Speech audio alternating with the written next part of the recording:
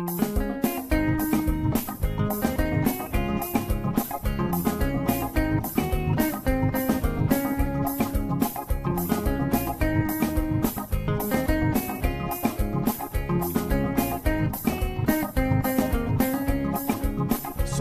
all the time is here with the cold hard truth.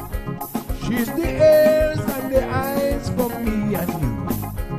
Every day, everyone want to hear from Sandra. And every time on the air, she's getting better. Tell your sister, tell your brother, tell your mama. Call Sandra in the morning and in the evening. They always calling Sandra.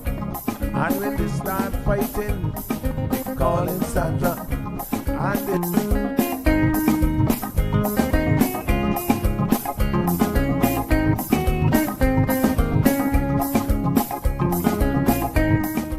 That's right, folks. Everyone is telling their mama about the cold hard truth.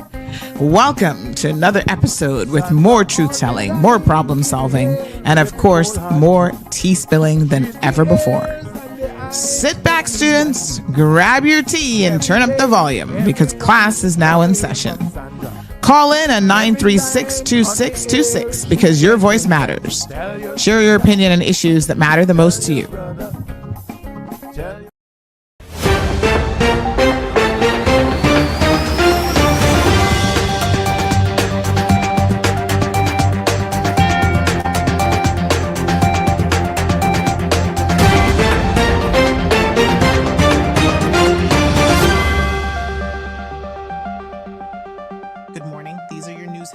January 8th, 2025. In breaking news tonight, a Jamaican man was found unresponsive at his home on Silver Hills Road in Baden Town earlier Tuesday night of an apparent suicide. Early reports are that he ended his life after a serious physical altercation with his wife. She sustained severe injuries but is expected to make a full recovery. A man was forced to flee his home in the vicinity of North Sound Estates, Baden Town, after encountering two knife-wielding burglars during a frightening midday break-in on Friday, January 3rd. The incident began around 12:30 p.m. when the homeowner returned to find his door open. Upon entering, he was immediately confronted by two masked men brandishing knives. The victim quickly retreated to his vehicle while being pursued by the armed suspects. During the escape attempt, one of the masked men was struck by the victim's vehicle. Both suspects then fled the scene, running south along Leeward Drive. Police described the suspects as approximately 5'9" tall with slim builds and dark complexions, both wearing black clothing and face masks at the time of the incident. The Royal Cayman Islands Police Service, RCIPS, is actively investigating the aggravated burglary and has called for public assistance. Anyone who witnessed the incident or has relevant information is urged to contact the Baden Town CID at 947-2220. 35-year-old John Michael Anthony Kelly claimed he used ganja to make tea and cook while grieving a relative's death and was sentenced to 12 months probation in summary court yesterday for possession of approximately 10 ounces of the drug. Kelly appeared before Magistrate Allard on January 6th to face charges stemming from a November 2023 police search of his residence, where officers discovered 10.41 ounces of ganja. Kelly immediately admitted ownership of the drugs when confronted by officers during the search.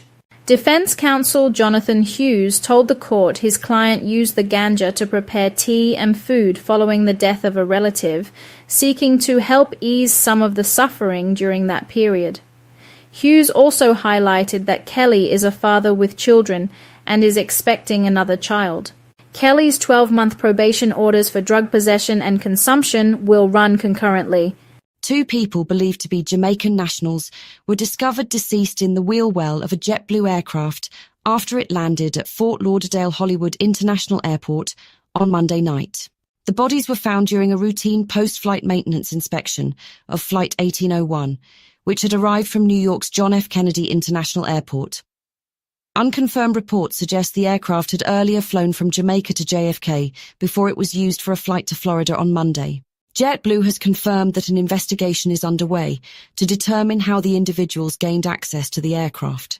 The Broward County Medical Examiner's Office will perform autopsies to determine the causes of death of both individuals, said Carey Codd, spokesperson for the Broward County Sheriff's Office. The Federal Aviation Administration, FAA, notes that wheel-well stowaways often underestimate the severe conditions in landing gear compartments. When the gear retracts, limited space can lead to crushing injuries.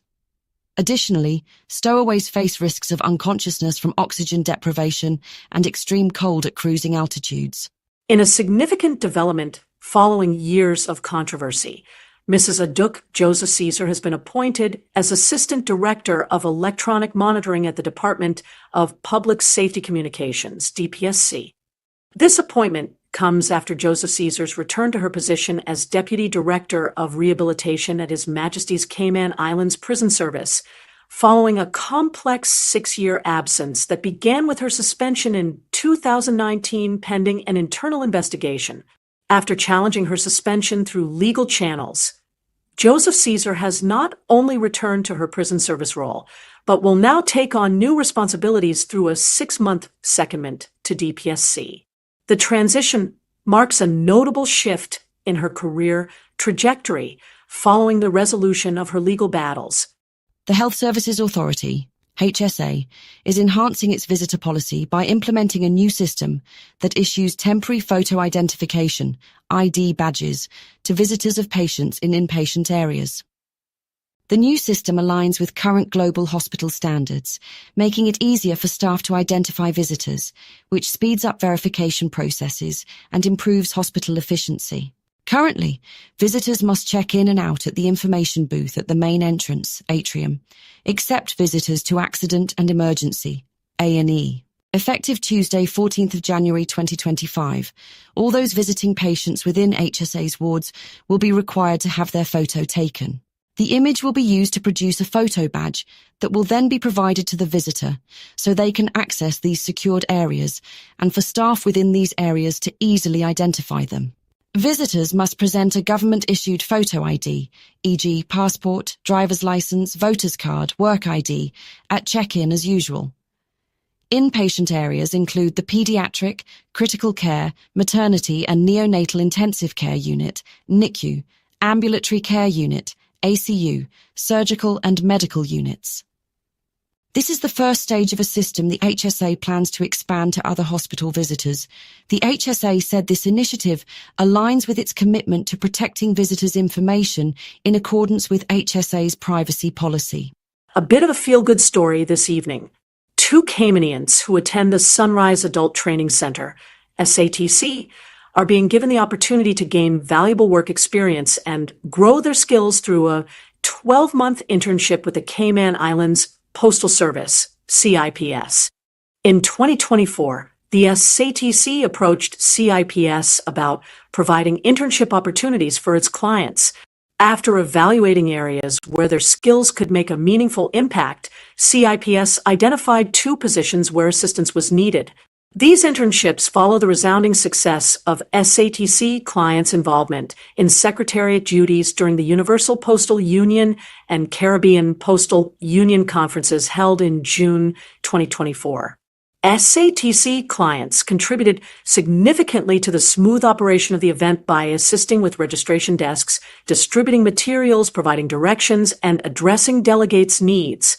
Their professionalism and dedication earned widespread applause from conference attendees, highlighting the importance of creating inclusive opportunities in professional settings. Thank you for joining us. These stories and more can be found on our website, caymanmarlroad.com. Please join us on our WhatsApp channel for all the latest alerts and news.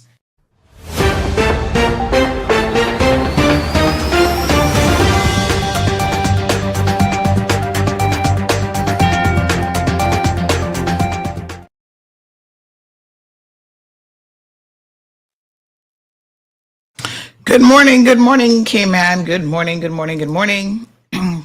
How's everybody doing? I saw a few of you messaging me, but I think we're good on radio. If you can just confirm for me, That's fine. We're getting some sort of feedback there for a second as we were playing the news. So I think we're good. And as they say, the show must go on. So good morning, one, and good morning, all. Just a quick note for our Facebook listeners. There's been some unusual stuff happening on Facebook lately in terms of where the show can be found. So a little bit frustrating. I don't know why, but they have essentially just moved where you find the show, which is a little bit unusual. So what I'm trying to do is every morning I'm trying to actually reshare it on the actual main page, because now they have it. There's like a live tab, and apparently that's where they have it. So you can find it, but it seems like it's a little bit trickier to do so because it's not showing up on the main page.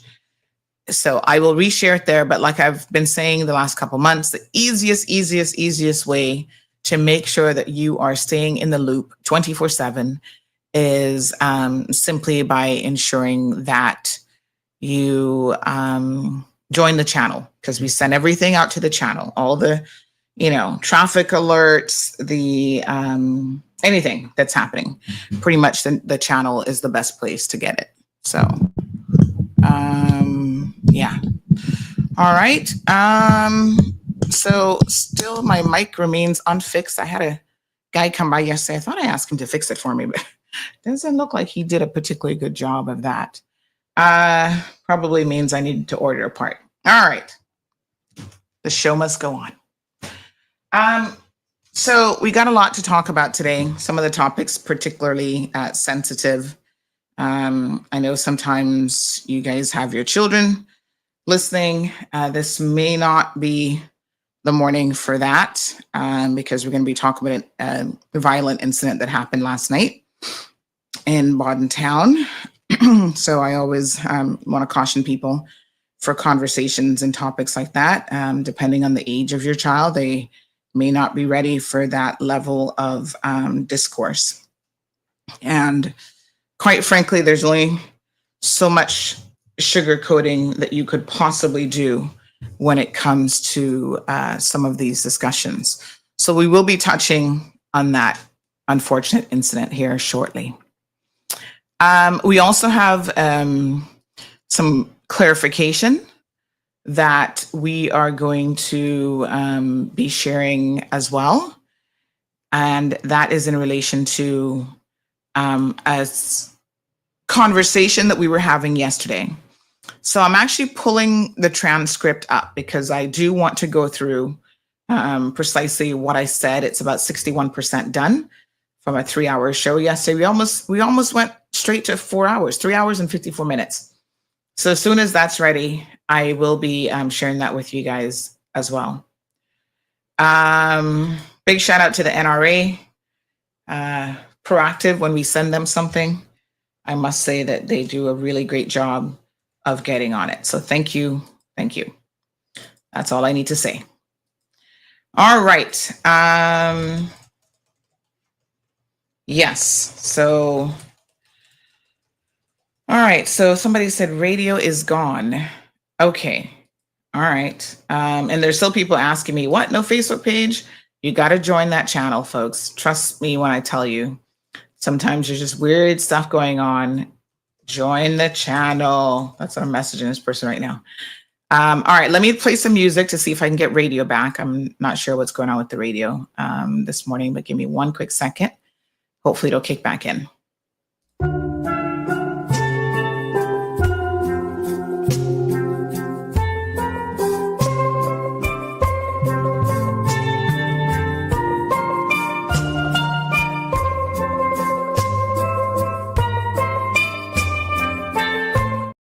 Okay. Other sources are saying the radio is fine. So not sure if that individual is a little bit behind there, but do a little refresh, I guess.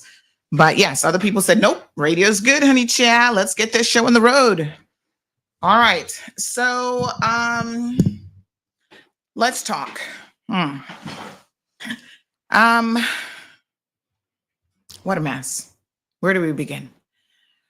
Well, we begin, I suppose, talking about this incident last night.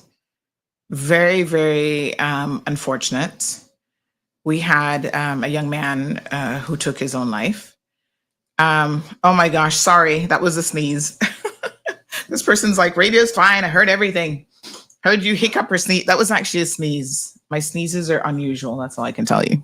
All right, good. That means we're definitely good. All right, everyone said we are good. So refresh, maybe. I don't know. How do you refresh a radio? Change the channel and go back to it. All right. So, wow. What a situation last night. Okay. We got to talk about a couple things in relation to suicides. I know for so many people, it's a taboo topic. We live in the Caribbean, and unfortunately in the Caribbean, and I think this is unfortunate, we have certain notions about things that, in my humble opinion, really do more to harm people and harm situations than not. So we never want to talk about it. And so many people put it in the category of, oh, that's a sin. The Bible says, you're going to go to hell for committing suicide, this and that. And I think that, I don't know where in the Bible it says that, but I do think that that can be very, very harmful conversations to have for people who find themselves on the brink and decide to make that decision. I can't imagine that for a lot of people, the heaviness of that is something that they wouldn't understand, right? I've had people who, have been suicidal around me. And I always encourage people. I've had people like literally call me and I'm like, listen, I have called on their behalf, like practically the equivalent of 911 to say, get this person in a mental health facility, because, they're at that point where they're not, I can't talk to them. They're like, there's no hope. They're going to do this. And I'm just like, no, give me 5 minutes. Right.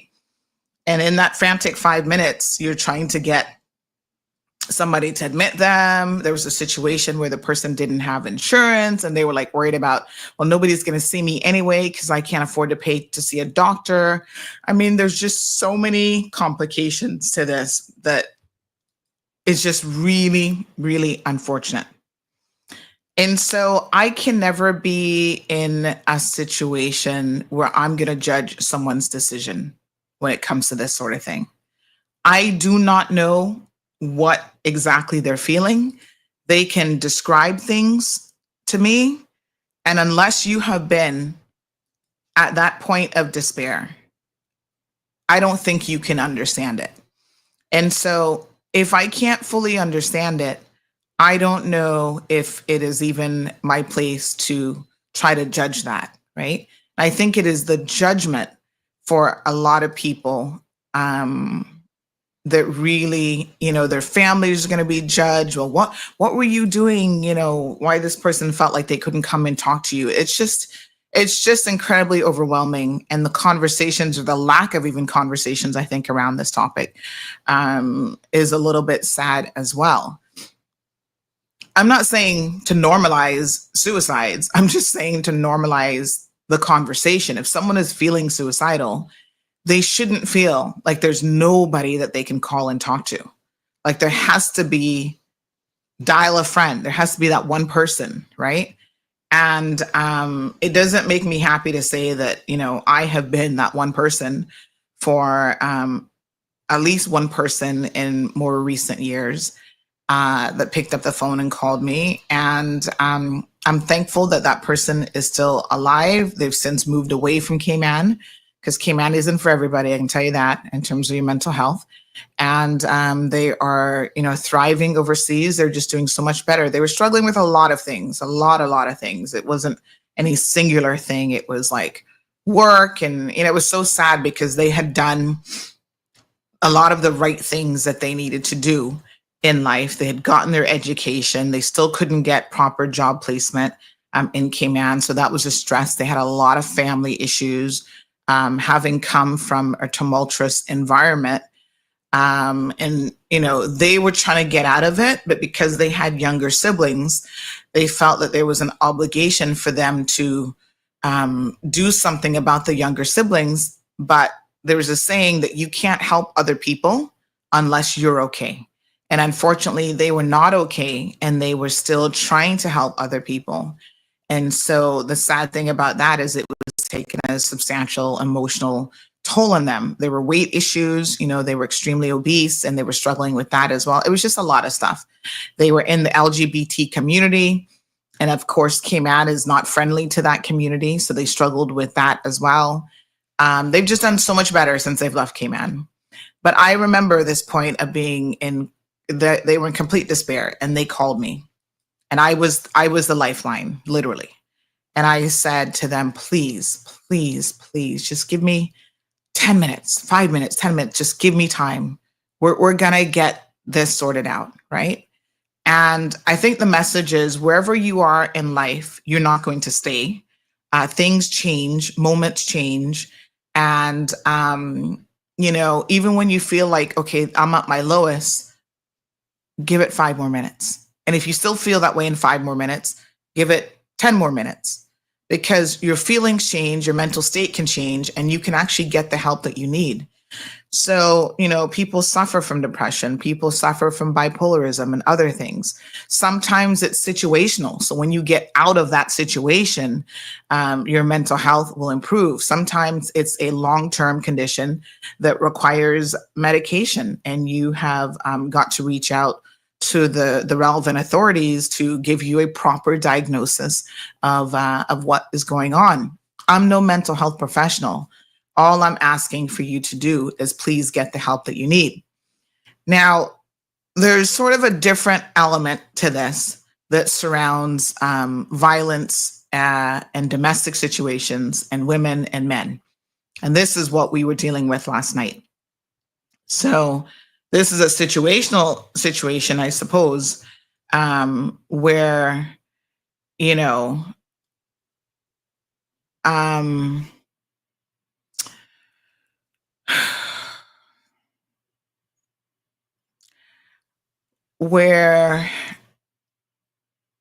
okay, I'm just going to give you what we know. All right. And then you can take it from there. So this guy, and I know a lot of you have seen his picture. It has been circulated quite heavily.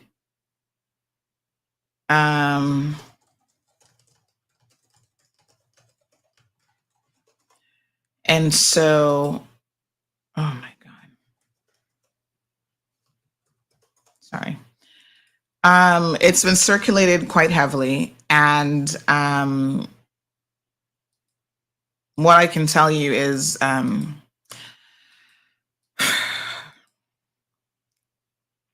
it appears that this is a straight situation of domestic violence. My sources have revealed that he was at home waiting on his wife to arrive in order to, I don't know what the politically correct word is, so this morning it might not be politically correct, but essentially unalive her. He was going to kill her. Simple as that. And so I don't think she obviously knew this, or she probably wouldn't have gone home. When she arrived, I suppose all hell broke loose. She is very, very fortunate this morning to actually be alive. From all of my sources, she really, she literally ran out of that residence, ran for her life. Okay. I had people messaging this morning, but oh my gosh, he looked so normal. I don't know what that means. I don't know what an abuser looks like. When you say that he looks normal, what do you mean? You're expecting someone to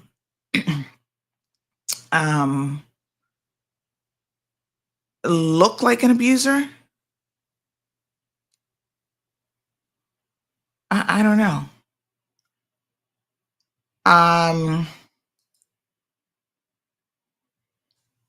Listen, anyone can be capable of anything, and you can't go off of what they look like. Yeah? So abusers are lawyers. They dress up in suits. Remember the lawyer in Miami Beach who was charged with knocking his wife unconscious? Like she couldn't even, like she was found unconscious in the hallway of a nice boutique hotel, expensive area of Miami Beach. It doesn't matter who these people are. They run the gamut. They're leaders of government business. They're premiers of places and prime ministers all over the world, even here in the Cayman Islands. They're doctors, lawyers. They can be literally anyone. And so just like a victim can be anyone, you look at people and you think, oh no, she would never. She would, oh no, honey child, she got temper in her. No man would ever touch her.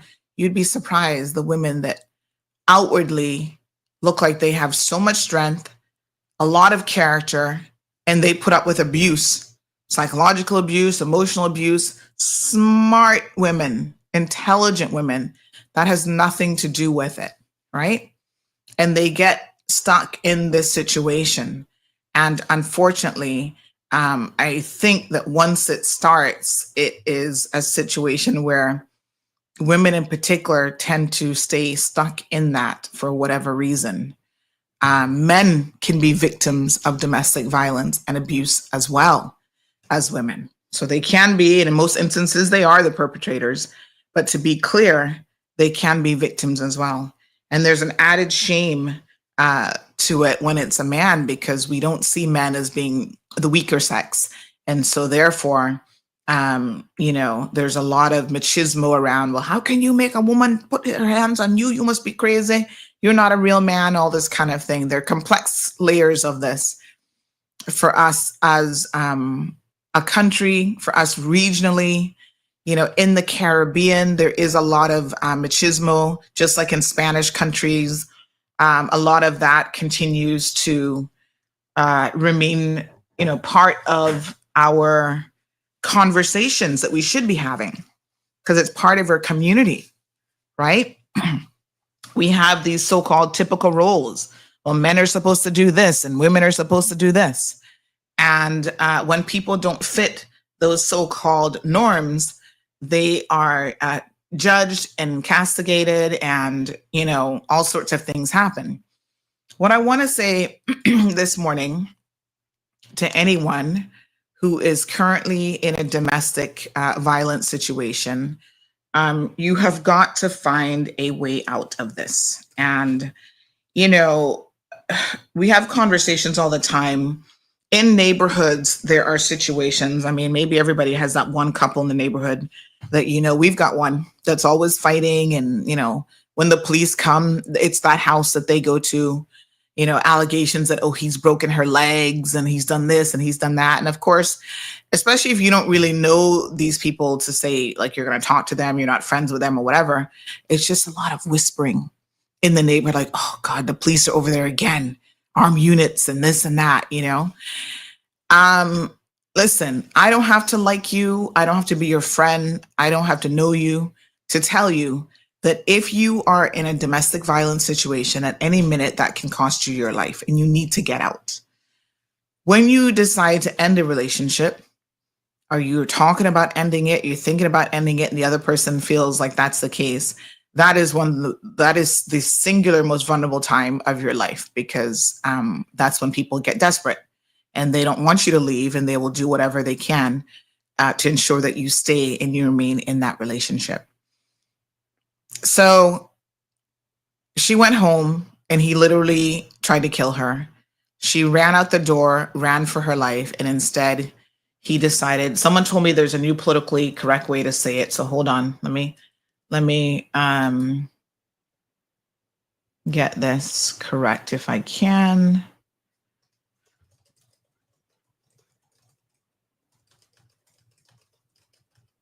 Let me see. Let me just see. So the politically correct word is died by suicide. All right. I'm not going to cop to always being politically correct with all these terms, but, you know,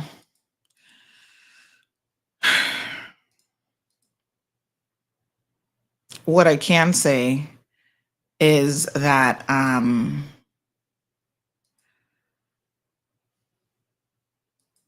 he decided to not live with the consequences, perhaps, of what he had done to her. This time, it was going to come out. Okay? From what eyewitnesses have said, it's not the first time. Looks like she was in quite a dire situation with ongoing abuse. And it's unfortunate that no one could have helped her, or she couldn't help herself even, to get out of this. Sources have said that this domestic violence situation has been going on for a really, really, really long time. He was at home waiting to attack her, is basically what she told people as well when she got out last night.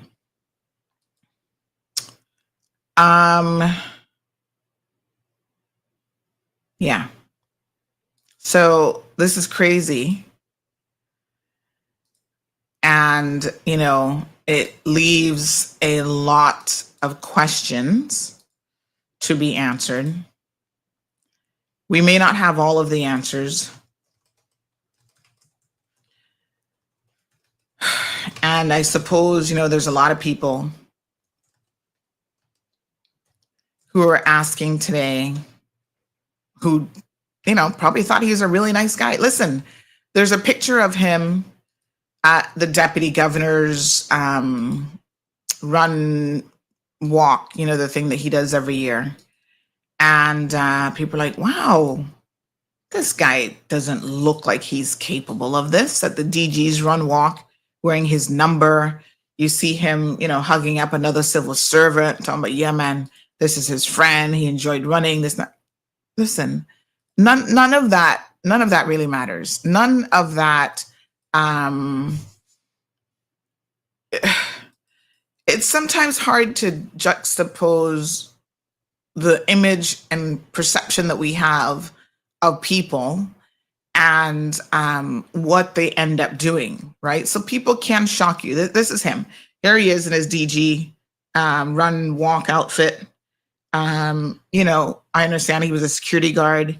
He worked for a local company that's a great company to work for. Everybody wants to work for them. Like, none of that is even relevant when you talk about what happened last night. Somebody said, but these are church people, Sandy. They go to church. And I'm like, okay, and what is that supposed to mean? Church people out there doing everything just like everybody else. And so, you know, yeah, church people molesting people, they're assaulting people, some of them beating up their wives, same way. That really doesn't have anything to do with the situation. I think that if people know that something is going on, what we all need to do is, you know, pull victims aside and say, do you need help? How can I help you? You know, is there something that we can do? A lot of victims, especially women, feel trapped. They might be relying on the man for finances, so they feel as though they can't get out, you know, and that adds a layer of financial strain on them. Yeah. And, there's societal pressures. So if you are, for example, um,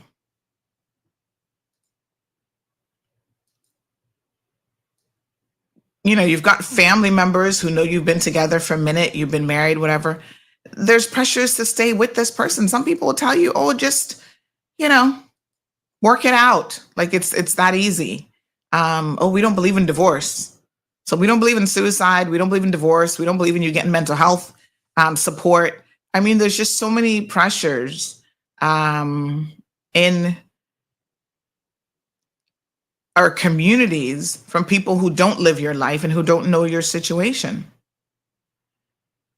So, mm, mm, mm. I don't know. It's not uncommon, though, for domestic violence situations to end this way. We see it all the time. There was a story a couple days ago out of the US where a woman was praising her husband for, did you guys see this one? She was praising her husband for handling the divorce so well.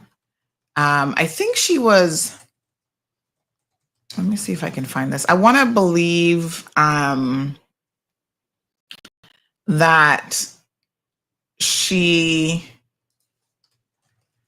let me see if I can find this. I want to believe that she's some kind of, this was just 4 days ago. I want to believe that she's some sort of TikTok. Yeah, she's some sort of influencer or something. And so here she was, this was in People. She was praising her husband for what an amazing job he had been doing through their divorce. And, like, oh yeah, everything's going good. Like he's handling it well and yada, yada, yada. Woman praised incredible ex-husband amid their divorce in TikTok video. Weeks later, they're both dead in a murder-suicide. Mm-hmm. So here she was with him at some point, I guess in happier days. This happened in Mississippi on December 28th. Husband and wife are in the process of getting divorced.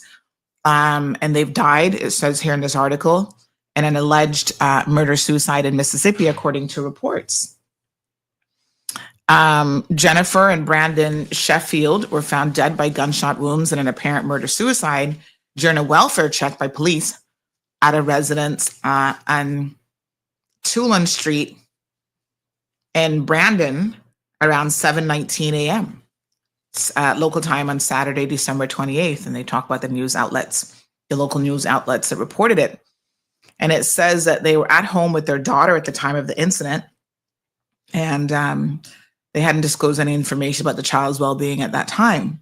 But, he's 40 years old. And apparently he, shot and killed her 30 years old before shooting himself. And it's unfortunate because she thought that, she's now left 2 children behind.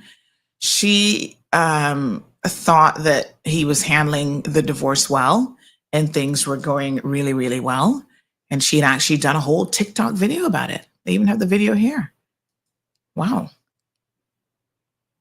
Where she's, going to talk about how great things are going. Going through divorce. Let me see if I can download the video. And, husband is handling it well and all this good stuff. Turns out he probably wasn't handling it well at all. But one of the things she said is, I'm about to be a newly single mom. I'm in the middle of a divorce. My husband has been incredible, though. Really and truly, we're working together. Everything's great. And we're splitting everything down the middle. She says that they were having a very civil divorce. Unbelievable. So, in her mind, they were having a civil divorce. And unfortunately, nothing could probably have been farther from the truth from his perspective.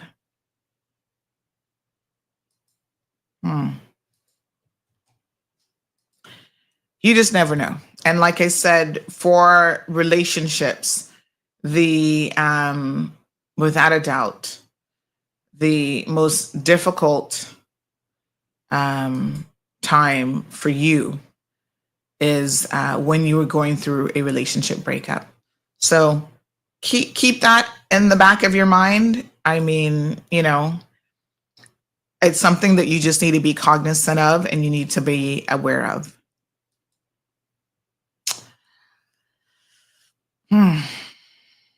What more can I say?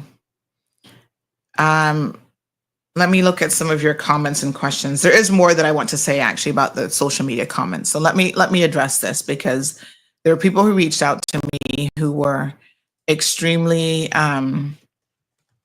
disturbed by some of the comments that they saw. And when I saw the comments myself, because a lot of times I actually do not read the comments. A lot of times I just don't have time. I'm actually quite busy. And I guess in a situation like this, the comments can also make you upset. And so when the person mentioned, have you looked at these comments? What's wrong with people? I decided this morning to go and have a look. This is a post that obviously went up last night about the incident. There's some 78 comments. Some of your comments demonstrate a lack of understanding. Some of your comments demonstrate where we are as a community, how much education we need on topics like this. And, bringing the devil into the conversation is not helpful. I don't know what the devil is supposed to have to do with any of this. We all make choices. Sometimes our choices are made in a split second that will impact our lives and the lives of other people forever. But ultimately, that's a choice. There's nobody forcing you. There's no devil that is coming out of the bushes that is forcing you to make the decisions that you make. This is not a situation where someone is possessed. Like it's like, oh, he's been this great husband all these years and all of a sudden something came over him and he was possessed. No, this is an ongoing situation of domestic violence, probably for years of this relationship. And until we can admit to these things, we're never going to get very far. If we continue to blame somebody else or something else, the devil made me do it, the pot made me do it, all these other things, she made me do it. Until we can stop blaming other people and other things and take some degree of accountability ourselves for our own decisions, even the decisions that are as detrimental as this. This was his choice. This was his decision. I don't know what got into him last night, why he was lay waiting her. But this is not something that we can blame and put at the foot of anybody else. So that's the first thing I want to say about some of these comments. People were blaming the land. Somebody said, this land needs so much prayer. I understand what they're saying. Like, K-Man needs prayer. Okay, that's fine. But really, it's the individuals that need to get themselves together. And if prayer is going to do it for you, whatever works, I don't really care how you get to a place of peace.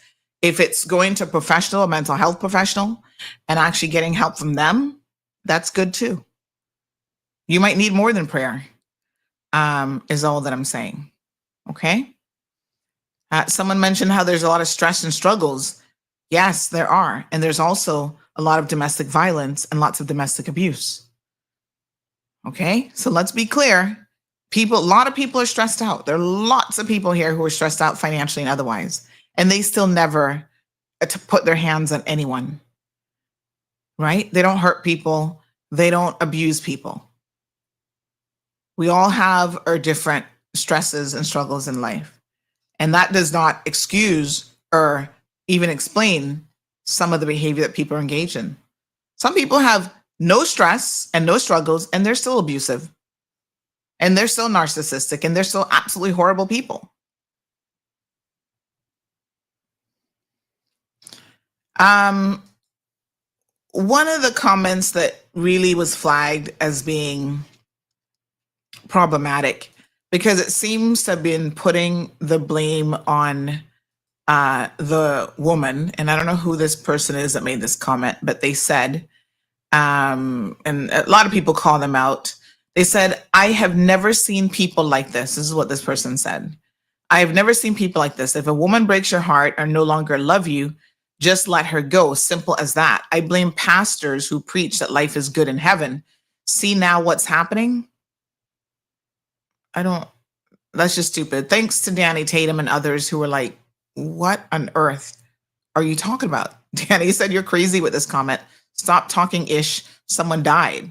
What does that have to do? Why is it that people are always looking for someone else to blame? If he took his life, that's on him. It's sad all around. So again, I don't know how you blame pastors for this. That's just a stupid comment. I really don't understand what that's about. I guess he's trying to say he's trying to hurry up and get to heaven. Like what the what? Lord Jesus, I don't even know. And then somebody else made another comment about, half of the comment made sense. Oh yeah, this one says, this is a guy that says this. He says that a woman can either build you up or break you. If things get worse, let it go. Self-love is also important. So I like the last part of what he says, but I don't know what he means by a woman can either build you up or break you, because again, that implies that somehow this must be her fault. And it's no one's job in this world to build you up or break you in relationships. It's good if you have a partner that you feel builds you up. If you're in a relationship with someone who you feel doesn't do that and is negative energy and bringing you down in life, then those are the people that you don't remain in a relationship with. You leave, right? But it's not their job. And so the implication being that somehow, this is somebody else's job to make you feel better in life, or it just doesn't make any sense, right? So I just think that we just need to be careful with how we are commenting on these stories. Everybody's obviously entitled to their opinion, but this mindset, and believe it or not, 48 people actually like that. I'm going to give those 48 people the benefit of the doubt, because I think they're probably reading the last part where it says, if things get worse, just let it go. And self-love is important. I agree with that. Just walk away. The first bit about someone building you up or tearing you down, that just isn't their job. And that's certainly no excuse.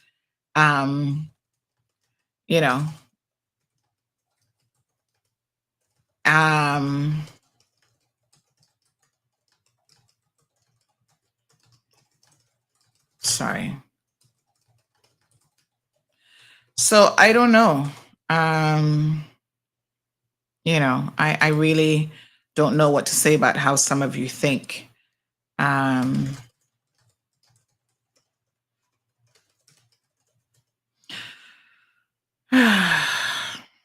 a mess. What a mess. Anyway, it is all around a very, very sad situation. Another person talks about there's a spirit of suicide. I don't know what that means. There's a spirit of suicide in the world. I have no clue what that's supposed to mean. Michael said, spirit of suicide, what utter bollocks. You must mean people are talking about it these days as opposed to hiding it and sweeping it under the rug. I guess you think there's a spirit of pedos too out there. Good morning, caller. Morning. You have a good topic going on there, but there's a couple of things in that could be more clarified from the two individuals. Mm-hmm. I went through the same similar thing. I almost committed suicide and almost killed my wife, but I didn't. Mm-hmm. I took time out and found myself and understood the situation. Mm-hmm. See, love is not just a word. Yes. With two people, especially if you have children. Mm-hmm. That is something that maybe most of the time The women thinks that they're right, but they're not always right. Two hearts, when it love one another, it goes forever. Mm-hmm. And Can when I? one Can wants I? to stay and one wants to go, Yes. it's always a cause of the problem. And no one Yes. explains the cause of the problem, because if they did, Mm-hmm. they would find some more experience, which is probably counseling, Mm-hmm. or someone else with more experience before they go to personal, demand. Yes. Can When I one ask love you a and the question? other one don't love, yes, Mm-hmm. ma'am. Yeah. First of all, I want to thank you this morning for calling in, Yeah. because we need more of this. We need people who say, you know what, I was almost there. And I wonder, as you're sharing your testimony with us this morning, can you tell us what was the deciding factor that made you decide to walk away and not to go down that road? I realized that you wanted freedom and the experience of someone else that you didn't have before. Mm, I had to let it go, because creating a crime, I was going to be the one to suffer for it. mm-hmm, I bear the pain and learn the experience, so I am here that I could sit and help others that is going through those issues, especially those who have children, because it's the children who are suffering right now. mm-hmm, We have no contact or communication. Our mm-hmm, love is still there, but it's a distance, and it's affected the children, mm-hmm, and it's still hurt. mm-hmm, It will always hurt, but it's something I have to live with. mm-hmm, I will never go back, because I begged her and I waited 2 years for her. She didn't return. I married again. mm-hmm, I am not happy, but I'm doing my best. I still assist people that I find in arguments mm-hmm, and threats or violence. mm-hmm, And going to the police is a waste of time. mm. Listening to your friends, it only makes it worse. It's only one way out of that. Stick to yourself, believe in God, and go to church, even if you don't want to go to church. Mm-hmm. Sit in church. It relieves the pain, and it gives you freedom and power and more understanding of better ways to live your life and watch over everything as a memory. Mm-hmm. Thank you very much. Thank you. Well, I certainly appreciate that, gentleman, for calling in and sharing that with us. Because again, people have felt this way. I'm sure he's not the only one. I'm sure there are many of you who might be listening to this program that are here today and thinking, yeah, I felt that level of despair before. I could have done that. So, but like most things, like everything in life, nothing is permanent. So even that feeling that you're having in that moment isn't permanent. The feeling of, I could just kill this person, that's not permanent. He says, yes, we moved on. I had to let it go. And it still hurts, but I'm sure it doesn't hurt as much as it did when you were right in that situation. So, I beg you to put time and distance between yourself and situations and people when it's not a good situation. Jennifer says, true, Miss Sandra, my husband hit me 3 times. I left him without turning back. I went to Singapore to work. Jennifer, I don't know where you're from originally, but sometimes you have to end up doing that. Like literally, you have to put a lot of distance between you and people. Sometimes you do have to move to another country to get away from certain individuals.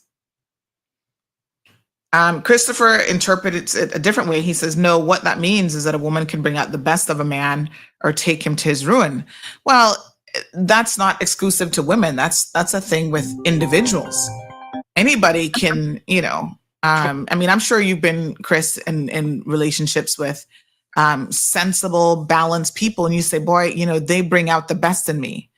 It's because they're able to put their best foot forward. You're able to reciprocate it.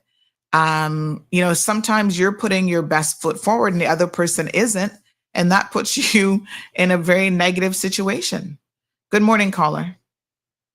Good morning. Morning. How are you today? Not bad, dear. How are you? Beautiful topic. One that is needed and something that we all need to be a part of. I met this young man. I went into a store here and he works in there. And I said to him, he looks like someone, and we got into a conversation, and I knew his father. He told me how he was married and his life, and he started to share some things with me. Mm-hmm. And he said, I know you're going to laugh because I'm a man. I said, I will never do that. The same blood that run through my vein, run through yours. I'm flesh. And you feel just like I do. And they say this is why we do society to make a man feel like he can't cry because he's a little whatever man, And I said, listen, if you want to cry, cry. That's a way of release. You can release it. You don't have to do it in front of nobody. But I said, you don't have to pretend like you macho and, everything is good and you got to act in front of people. You don't have to tell people your business. But what you need to do some self-searching. And I said, what I'm hearing from you, you're making this woman feels like you don't have no self-esteem. Don't run like that. And I said, I'm not criticizing you. I'm just saying that you're as good as she is. It doesn't matter where you come from and where she come from. She might have come from a better surrounding than you, but this is why you got to prove to her where you come from don't define where you're going. So what you got to do is get up and decide, sweetheart, you're going to try your best to become a better person. You can try to realize that there's people that love you that she might not love you. Your parents might have not loved you, but you're loved by God, you're loved by me, and you're loved by so many others. And, I hug him and we talk and, he was like, I didn't know this existed. I said, yes, it does. In the office that I work, I had this young man that had come out of prison and he came there and he was like, I know I shouldn't come here because nobody wants to see me. I've been in prison. He told me what he did. And I sat there and I listened to him. He said, sometimes I feel like taking my life. I said, why would you take your life if God is to allow you still to be alive? I said, you got so much to gain. People are fighting every day to stay alive. And you have life. You look good. You're just put it behind you. I share experiences of my life. I said, I too got in problem. He said, no, you didn't. I said, do I have to fight with you to tell you my life? And I shared my life with him. He said, you? I said, yes. And I said, when I came out and society rejected me, I decided that I would make my own life. I created my own life. I got a business. I did stuff. I said, I didn't make society define who I was. And a mistake. I said, I decided, listen, I'm going to change. My mother and them raised me well. My father raised me well. Young and stupid. Sometimes we get caught up. And I was like, I need to show the world that this is not who I am. The world don't need to prove anything to me. It's me that made the error. And, I counseled this young man and he came back on many occasions and I said, here, this is from me. This is not from a political office. This is from my purse. I give him something. I said, and you could get a job. He used to come out and go back into the prison. And I said, you could get a job. Someone said to me, you're not afraid with him in there, girl. You know that he will kill you and this and that. I said, this is why they're going to kill us. Because when they're trying to change, I said, yeah, someone will. But they're trying to change. And here we are locking doors when we see them. And we're telling them to go back and do your next best. And I said, I can't do that. I said, I'm going to take the chance. I pray for God to help me that they don't do me anything. And they see that I love them and that I'm trying to help him. This young man is now presently working, came out and doing so well. There's a few of them. And the funny thing that is some of those tell another one that I helped one and they called me from up there and I helped them with things. Some of these young people are looking to love. Their parents, them themselves has been abused and don't know how to love or how to care for a child. And, sometimes where we come from is not always the best. Mm-hmm. And Mm-hmm. then you don't have the right friends in your life, and they're telling you, the wrong things and whatever. So a lot of times, what we got to look beyond that person with this mantra, like, oh, but if we ever talk to them, we'll realize that beyond all of that, they're so human. They're just looking for somebody to love them or talk to, that they could tell the true self to. And I get that all the time. And, Mm-hmm.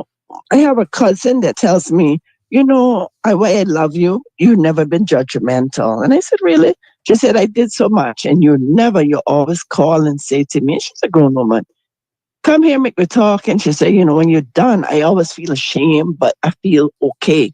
And and the next thing, you don't tell the next Mm-hmm. person about who the person is, because then the next person will tell the next person, the person hear it back. And, that just make them feel worse again. Mm-hmm. So these things is very important that, we got these people here on earth that they're looking someone to just Mm-hmm. lead them in the right direction. And we all is our brother's keepers. Believe it or not, we are. Mm-hmm. And let me tell you, if we don't be our brother's keepers, we're going to have to put bars on the windows, and we're going to Mm-hmm. whatever. Some of these just needs love. They never Thank you. had it at home. Thank you. We do have Yeah. another caller in the line, but thank you so much. Okay, sweetie. All right, bye. Good morning, caller. Morning. Morning. Yeah, I think at the end of the day, life is just hard and everyone has their struggles and everyone has their battles. So just be Mm-hmm. kind. Be kind to someone. Be kind to Yeah. everyone. Yeah. Thank you. Thank you so much.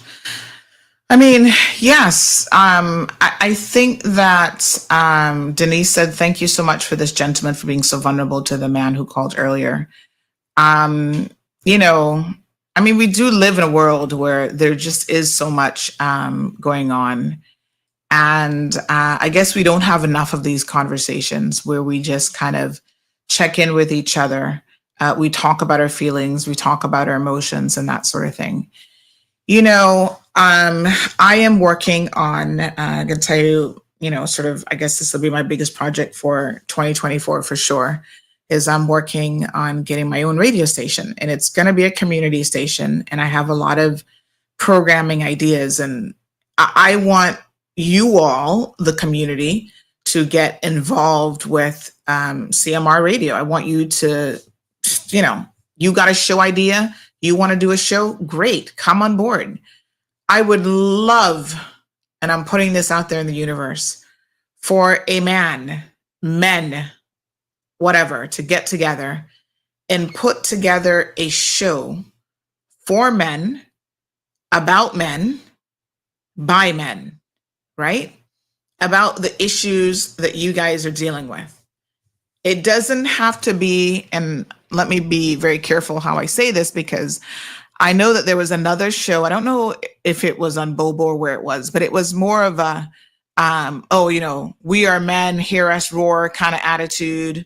Women must know their place. That's not what I'm talking about when I think of a show for men, by men, and about men. I'm thinking of one that celebrates families, celebrates and respects women, modern day women, who contribute to their households, sometimes even more than the men, who can go out there and work and make more money. And men should not feel, emasculated by that in any way, shape, or form. I'm still shocked that we live in a world where men are threatened by successful women. They want successful women on the one hand because of the benefits that come with that, but silently, in your homes, these men still degrade you. They speak down to you. They're narcissistic. They compete with you. Like, I've never seen so much dysfunctionality when it comes to relationships in my life, right? I would think, wow, if you've got a woman who's out there doing her thing and being successful at it, and I don't care, what profession she's in, you should be so proud of her. She should be celebrated, not just to the outside world and keeping up appearances, but inside of your home. You should be sharing with her how much you appreciate what she does and what she brings to the table. I mean, men, I have to ask you, when was the last time you're in a relationship, you've got a wife who takes care of your kids and she's also holding down a job or she's running a business or, nobody's perfect. But when was the last time you said to her, thank you for all of the amazing things that you do. Thank you for the sacrifices that you make. Same thing with women. When was the last time you said to your husband, he doesn't have to be the one taking you out for dinner. You can take him out. You can invite him. You can take him for lunch and just say, a little card. Why can't you have flowers delivered to his workplace for a change? And just say a little thank you. Thank you for everything that you do. Like, you're the world's best dad. We love you. We appreciate all the sacrifices that you make. I just think in terms of relationships, it'd be great if we could have that type of even show content on the airwaves. We're always here talking about, listen, I got it covered. The dysfunctionality, we got that covered in the cold hard truth, because those are the stories we got all the time. Miss Sandy, they trying to steal my baby from me. Oh, he not no good. We see the women in the streets fighting. We got enough of those videos to go around. I would love to see the opposite of that. The families who are actually out there making it work, who are doing well, and share your stories, like this gentleman who called in, he's in a better place now. He said he's still struggling. He's, maybe not as happy as he could be. What are we looking for in relationships? How do we define relationships? I want us to talk about what healthy relationships look like, because unfortunately, a lot of us grew up in homes and environments that, were chaotic, and not good places to learn what a healthy relationship looks like. And if you've never seen a healthy relationship, how do you know? Right? So there is a process of you having to learn. And sometimes the way, unfortunately, that you learn is you go through enough bad relationships to know exactly what it is that you're not looking for. You're like, well, this ain't it, honey child. And sometimes we know what we're not looking for, but it is still difficult and hard for us to accept good people, because we're used to self-sabotaging ourselves. So when we find a man or woman that's not a narcissist, that is hardworking and that brings a lot to the table, they're not perfect, but you know what? I can work with this person, right? They value me as an individual. They're respectful. We still do things ourselves to sabotage that relationship because we are not emotionally mature to know what a good functional relationship looks like. How many of us have stayed in a bad relationship way too long, and we continue to stay in bad relationships, right? Because our self-worth in our own minds isn't where it's supposed to be. You don't value yourself enough. Otherwise, you would not allow certain people to even have access to you when you think about it. Someone has used you, they've lied to you, they've cheated on you, they've abused you, all this stuff for years. And you still hanging on to that person in a relationship, in a marriage. Or you like, oh, we're just going to be friends. Why? Do you accept friends who abuse you, who, have treated you like this year upon year? You wouldn't accept it from anybody else. You have to question, why am I letting this person do this to me? And so, I think there's time, this is the beginning of a new year, and there's a lot of time here for self-reflection and for, some real evaluation on what it is that we are doing as individuals and as families to each other, with each other. Fresh Joe says, I appreciate this topic today. I myself have been to the gates of hell. It's a dark road, but give thanks for good friends. I'm still here. And we're glad you're still here, Fresh Joe. Strong Mind says, reach out to Mr. Murray. He works well with the youth boys. I hope that Mr. Murray will come on board and do a show. I think that would be amazing, that would be great. Giselle said, I agree. There's a need for men to discuss and express issues in a positive and informative way. Jim says, these are their cultures. Even these people who believe in these cultures, who are residing here in the Cayman Islands, where hitting women is acceptable. The woman must be subservient to the man and must obey their husband. And if they don't, they pay the price of being abused. Any man who hits on any woman isn't any man in my definition of a man, no matter the culture or circumstances. Just walk away and take a cool off period. And children, innocent children, should never be subjected to any situation. And children learn what they see. Miss Lucia says, in that situation, people hide, don't want to see people. All to them, it is one thing. In the, I don't know what that means. In the heading, people never feel that way, don't say. Vicky says, abusers and abused need help. Good topic to bring advice for all of us. Please invite, again, professionals to the show. Will help us a lot.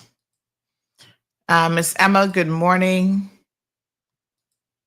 So, yes, Gabby. Dorothy says, where's he from? He's from Jamaica. Jim says, trapped, embarrassed, and have been mentally beaten down to feel like either you deserve it and or aren't worthy of anything better.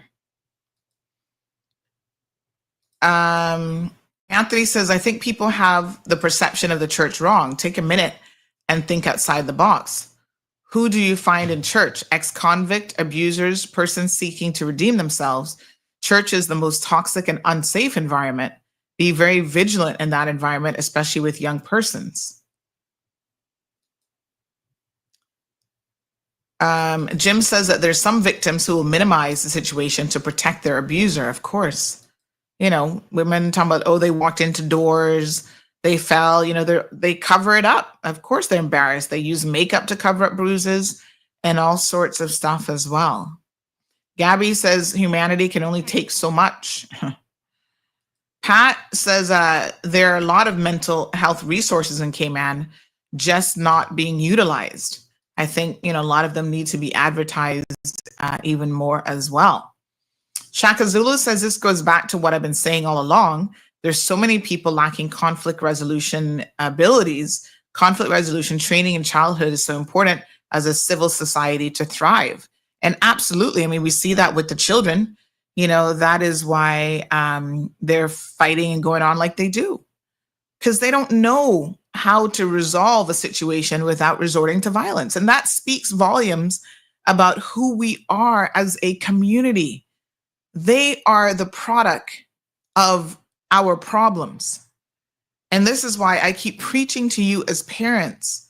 You know, and I know some of y'all think I'm crazy, but I believe you're going to get there and see where I'm coming from when I tell you, even the violence that is inflicted in the name of disciplining your children is inherently illogical and wrong. It does not make any sense. How can you as an adult tell a 2-year-old child, a 6-month-old child, a 5-year-old child, that the only way that you can get them to behave themselves as you wish for them to do is to put your adult hands on them? And I don't care the nature of it. I don't care if it's a pinch, it's a flick, it's a slap. You know, it's you grab them and squeeze them and they feel the pressure of that. You have sent the message loud and clear that the way that I can control you is through violence. And so that message is, at some level, violence is okay if it comes with love. Violence is okay if it comes with the right message. Now, I'll be the first to tell you, it is easy, and that's how we think as a society. It is much easier to you know, say, right, I can just box you down and that solves the problem. Because when you hit a kid, you know, they're like, okay, now I'm going to stop what I'm doing for the time being. But the messaging, that, you know what, how about we sit down and talk about this? Why are we having a problem right now? Why are you throwing a temper tantrum? Right? Do we need to give you a timeout for you to collect yourself? I'm always so shocked that parents find or they believe that little children are supposed to have their emotions together. I told you don't have a temper tantrum when we go to the store, and then you're yelling and screaming at them. And, there are those of us who, as adults, are struggling ourselves with our own feelings. Some of you can't even regulate your own emotions, and yet you're expecting a 5-year-old and 8-year-old to have it together at your command. I'm just like, just think about that for a brief second. How is that even possible? How do y'all think that works? Right? You have a hard time. Sometimes you're bursting out in tears. You don't know how to deal with a situation. You're emotional. And yet you expect your children who get upset and they've not navigated nowhere near the amount of life that you have. You expect them to be able to regulate their emotions. You don't understand that the human brain doesn't really fully develop until you're 25 years old. And even then, they're still going to make emotional decisions based on trauma that they've experienced, chaos in the household, and so on. As adults, 50 years old, 70 years old, you're coming to realizations about why you accept certain things, why you behave the way in which you do, why you treat other people the way in which you do. And yet, we have this ridiculous expectation of children. Sometimes they just need a minute too. They need to go sit in the corner and just cry it out. And then after that, they just need a hug.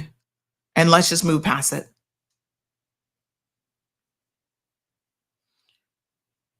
A lot of times we do the things we do because we don't know any differently.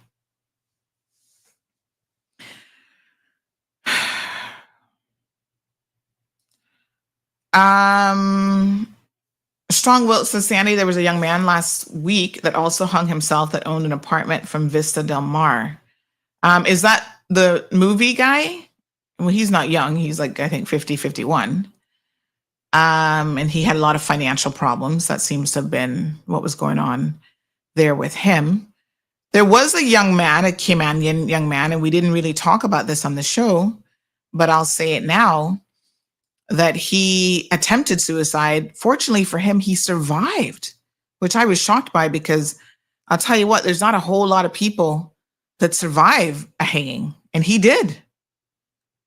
D. Lioness says, please say it again for the ones in the back. I'm not sure what exact comment that was, but thank you. Yeah, and he actually survived. Now, I hope that he gets the help that he needs, because trust me, you just got a second lease on life that I can tell you what, not very many people do who go down that road. So please, his family members, you know who I'm talking about, don't ignore what he just did. Get him some serious psychological help. Again, I understand that stemmed from a relationship situation. He's in some kind of relationship with someone. I guess she doesn't want him anymore, or whatever. And that was his response. What a mess.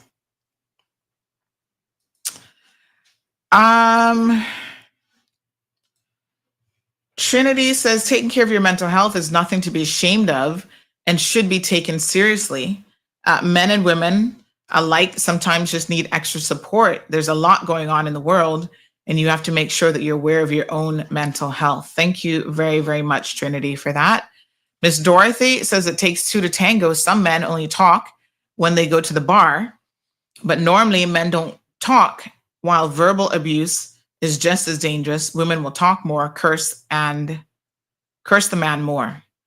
And, I think we need to get out of these stereotypes of what men do and what women do and stuff like this, because some of the biggest talkers I know are actually men. So, some talk and some don't talk, just like women. There's a lot of women who don't talk. Give people the space, I suppose, that they need, that if they want to talk, they're able to do so. And don't judge a man just because he's emotional and he's sensitive and he wants to talk all the time. I think that's the kind of thing that we want to encourage. And definitely there are different types of, Jane says she's agreed with Dorothy, that there's different types of abuse, including verbal, emotional, and mental abuse. There's financial abuse as well, as physical abuse. So yeah, there are different types of abuse out there, folks. Jane said, these are the reasons I left my first husband and moved our daughter from California back to Manhattan, where I'm from and where my family is. Thank you, Diamond says, I agree with that lady caller. This world needs more love and less judgment. Abby says, Jean, thankfully I saw the red flags early and did the same. I left a life behind in Florida to come back home. And the sooner you get out, I must tell you, the sooner you see the red flags in a relationship and you get out, the better, because it becomes more complicated the longer you stay in it, for sure. Jim, I think we read that comment already. Yes. Strong mind. Thank you. Love that idea. Dee Dee says, have an idea. Reach out. Yvonne says their personality cannot tolerate our success. Rather, they say, go, baby, go. Rather than say, go, baby, go. And, you know, not everybody, again, was brought up in an environment where the women were seen as, women are normally the caregivers, domesticated sort of thing. And when we are out there as, we're in business communities, we're leading forums, we're leading discussions, we're political leaders even, there's a lot of men who have a problem with that because they don't see that as our place in this world. And that is just so incredibly unfortunate, because the one fact all over the world, and there are different, cultures, from African cultures and, Spanish cultures and so on, the very few cultures that actually elevate women, right? Make sure that women are educated, that women can read, that women start businesses. The evidence demonstrates that when a community and cultures value the contributions that women make and put them in the forefront as leaders, those are the cultures and those are the communities that do better. They do better in every sense of the word. Children are protected more, right? They have better social systems. They will have better educational systems. Not just other women will thrive, men in those communities thrive as well under the leadership and stewardship of female leaders and women. When you empower women, that does not mean that you are taking power away from men. You empower the entire family unit. That's a fact. And we need to let that sink in, especially as Caribbean people, because I hate to tell you all this in case you're not aware, but when it comes to what is happening in the Caribbean with women, we are suffering a lot at the hands of all sorts of injustices. So someone made the point that it's not unusual. They said murder, suicide due to bad relationships is actually very, very prevalent in Jamaican culture. Not just Jamaican culture, the Caribbean culture. Cayman, I'm sure you guys can think of some cases. Somebody was telling me about one yesterday that I hadn't even heard of before. But you've heard of murder suicides here in Cayman with Caymanians. Yes, it does happen a lot in Jamaica. Jamaica has a high rate of femicide where women are murdered and targeted because they're women. That it happens in a lot of machismo cultures. So most of the Spanish-speaking countries, it's the exact same thing. Honduras has the highest rate, I think maybe after Mexico, of femicide in the world. And we have a lot of people here from Honduras. A lot of Caymanians or Honduras, Caymanian mix up situation in terms of our family heritage and lineage and whatever. We're from the Bay Islands, right? And that's the norm for a lot of cultures. And so we need to ensure that we disrupt what is considered normal. It should not be normal. This person says, for men, it's so hard to be taken seriously when you say that you're abused, but that's even worse What's even worse is that 9 out of 10 times abuse to men is mental. This person says, please excuse me if I'm wrong to think the term should be politically correct, but should return to what? Sorry, please excuse me if I'm wrong, but I do not think the term should be politically correct, but socially correct in this instance. Well, I think we know what the word PC means, right?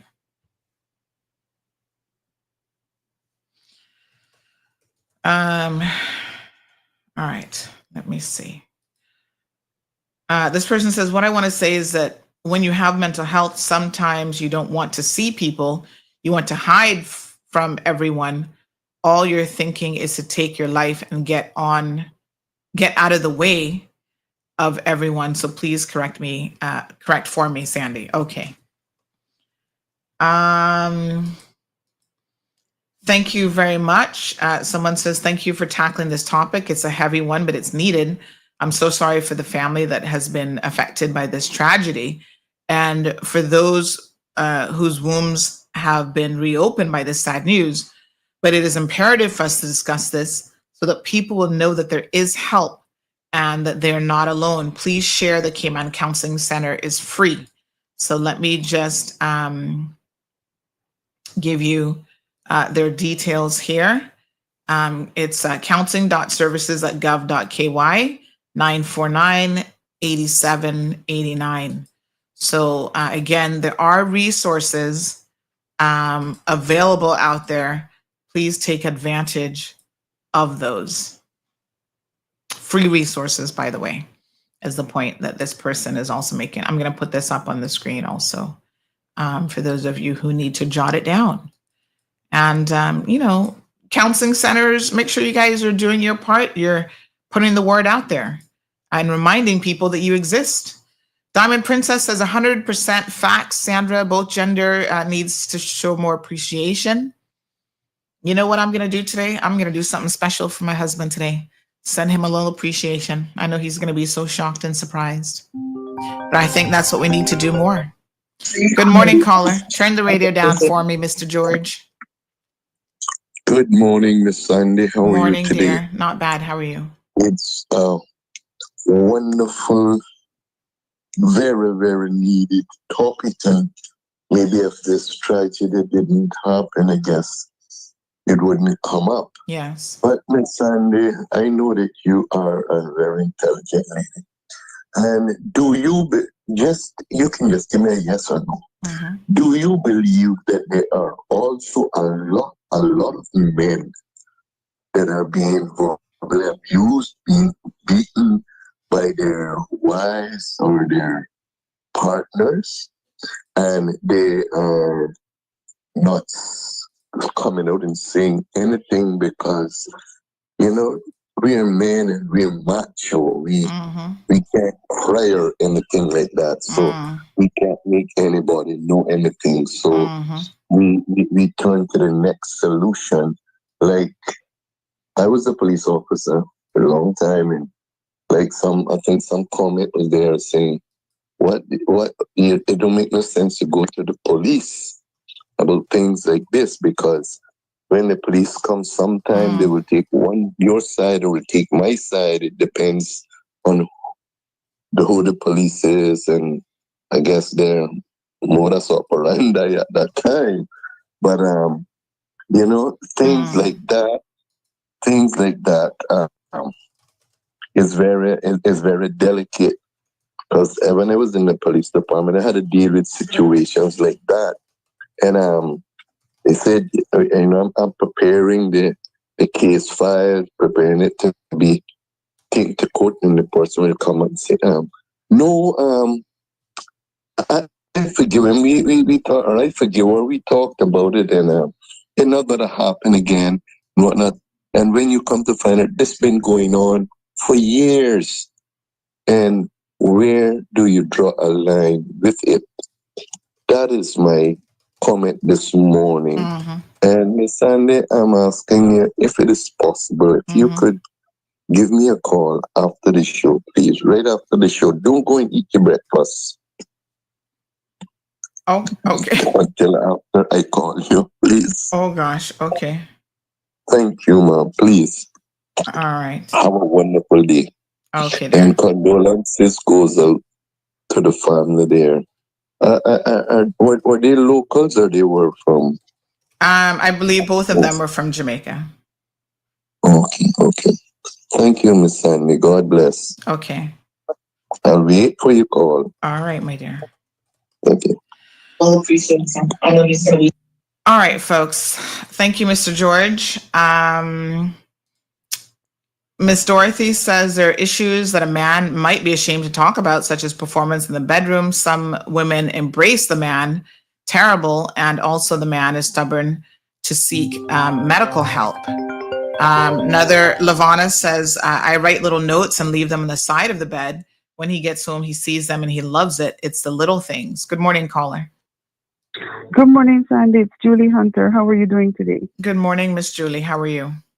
I'm fine. I love your topic this morning. And so, I wanted to weigh in on that. I think sometimes that we don't celebrate the men in our life like we should.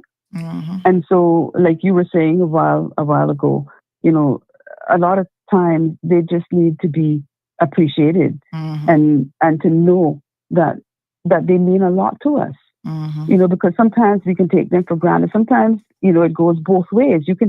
Anybody can take a spouse for granted. But I think a lot of times the things that the men do are not celebrated and appreciated, and we don't let them know. I mean, I've always been one to, to weigh everything in life. I weigh my pluses and my minuses, and that's one of my guiding factors. If there's more pluses, you keep it. If there's more minuses, you get rid of it, because it's your health and your well-being that's at stake when these kind of decisions have to be made.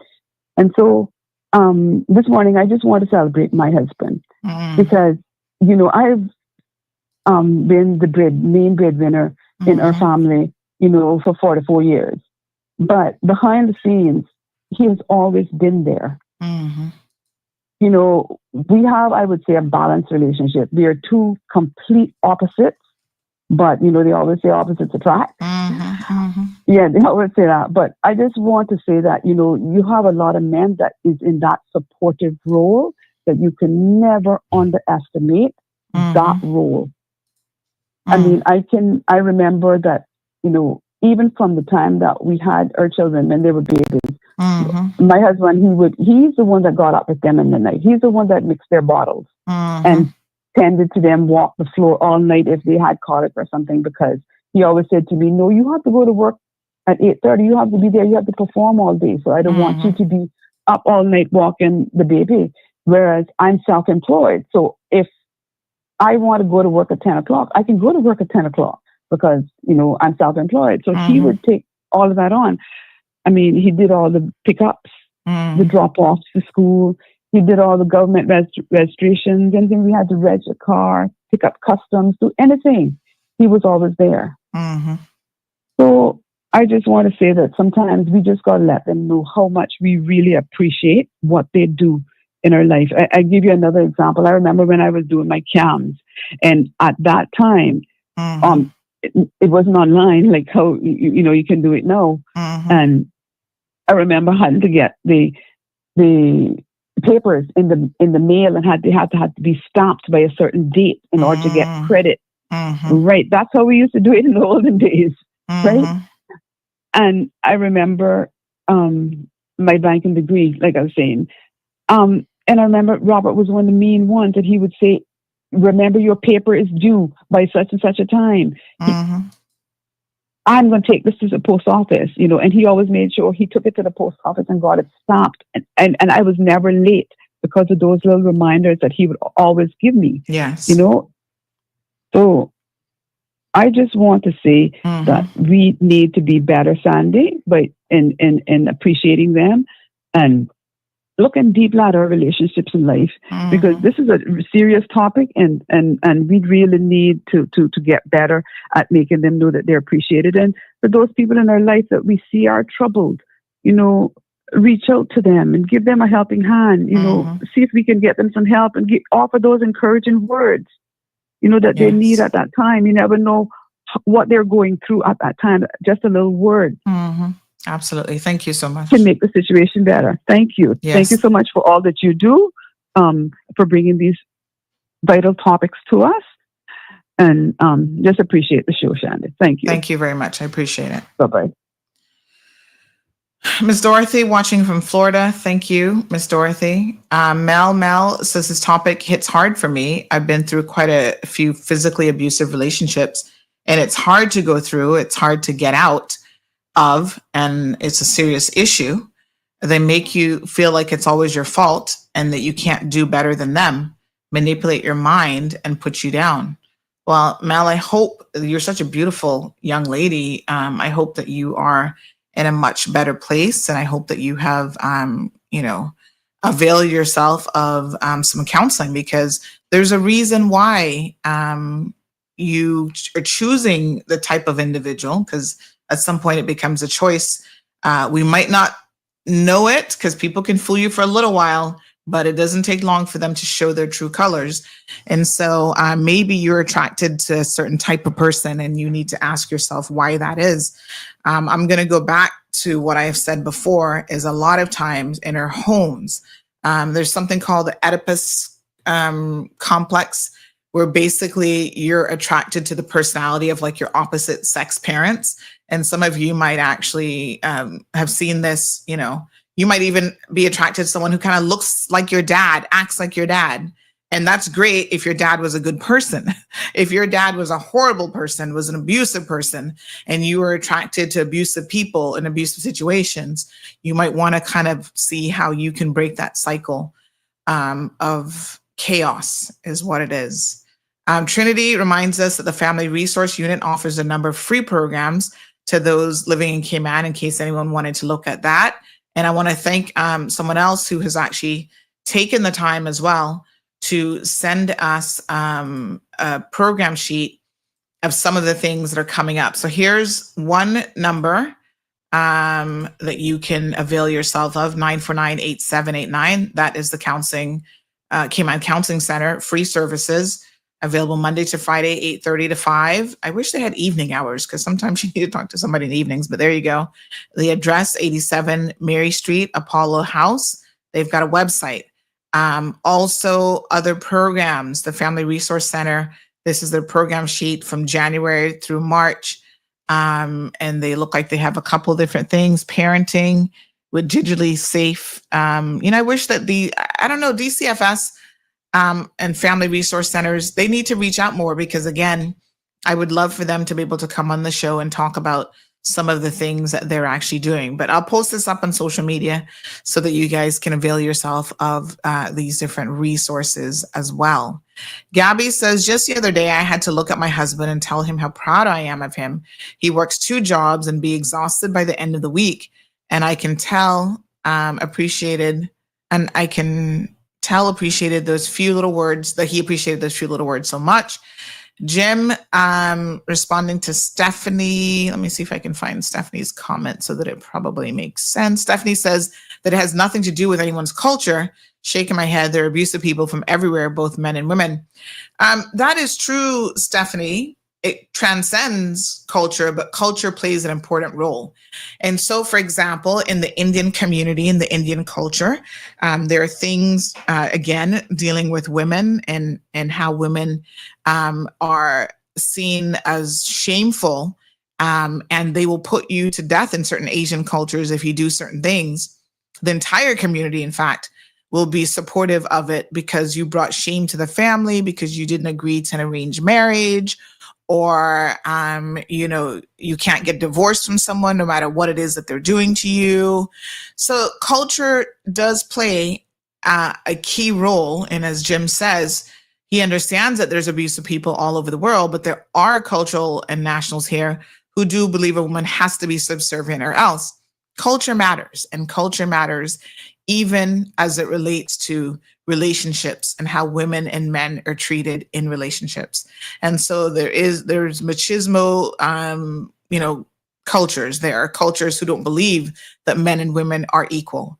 And that is culture. That is their belief system as a community. And so if you go and you live in, Arabic countries, they try to use the Quran and other things to try to control you as a woman and to tell you what you can and can't wear. And they will tell you that is their God-given right to tell you how you can look and what you can do. And they control everything. Somebody mentioned earlier that there's some cultures right here in Cayman who the woman can't go out of the house. They keep her locked up.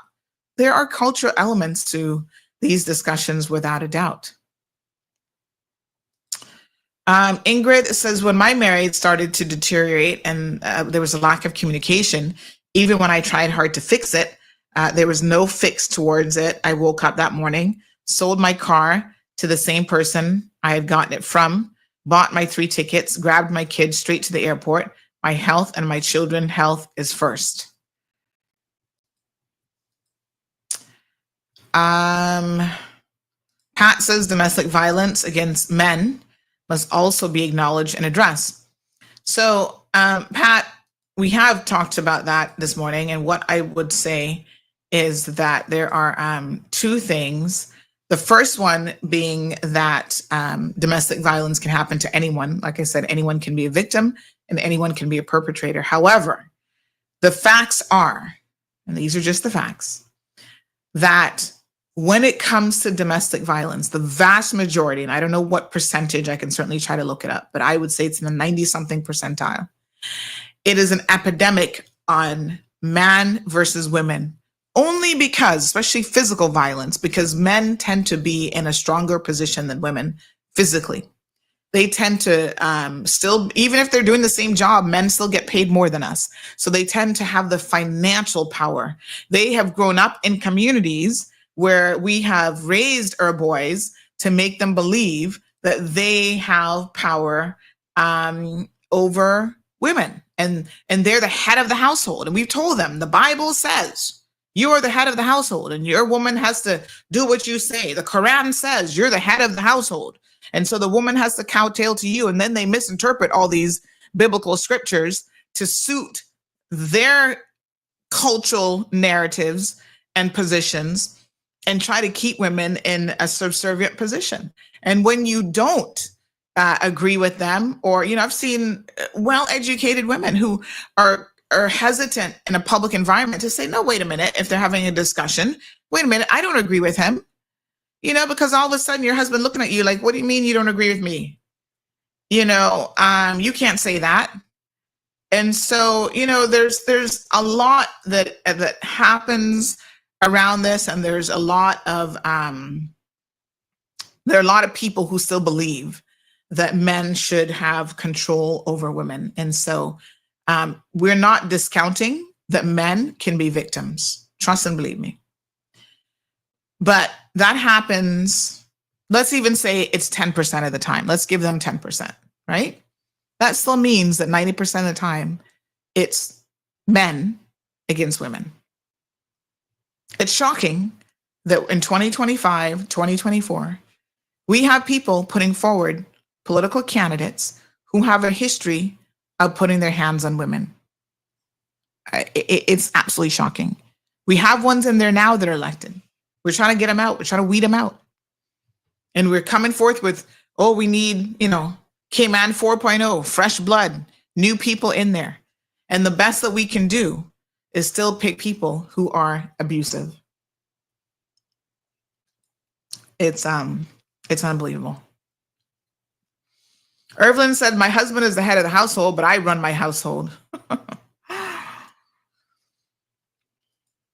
I don't know why anybody has to be the head or the tail or we can be partners. It's a partnership. So even if you're a stay-at-home mom and it's the man who is, I appreciate Miss Julie's story. She said in her household, she was the one who was out there bringing in the income, right? But her husband was equally contributing. So he was doing his part. He was helping support her in simple ways, but still in meaningful ways, making sure her exams got in so she could get that certification, which helped her at her job to get the promotion, to go to the next step to bring in an additional amount of money for the family every time she got promoted. These things matter.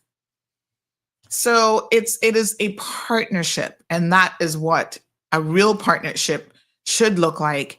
Is you're not contributing less just because you stay at home and you're, domesticated.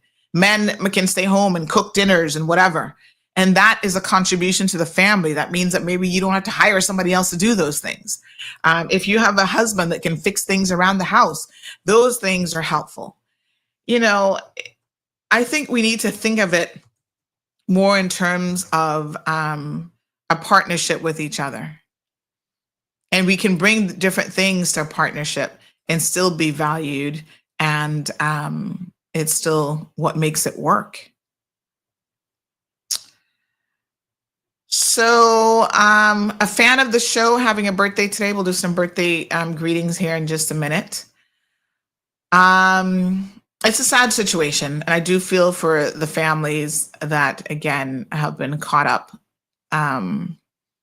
in this woman will probably now have to herself get counseling. She, I don't know what her life will be like if she moves back to Jamaica with, she will have any support there, but I hope that she does have a support system there.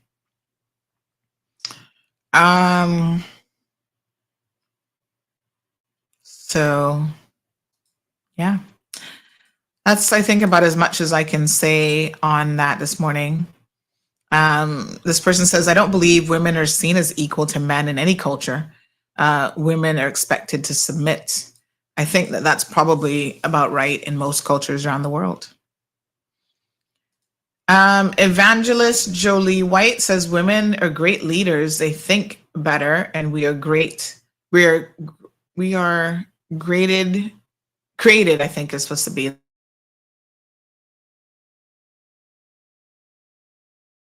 Thank you. All right, folks. That's unfortunately what is dominating the headlines this morning. Couple other things that are noteworthy. Tomorrow is Thursday. We can talk about a few updates that has happened with the National Conservation Act and where we are with that. I think that's an important conversation that continues to happen in the community. Let me just see what else we've got here.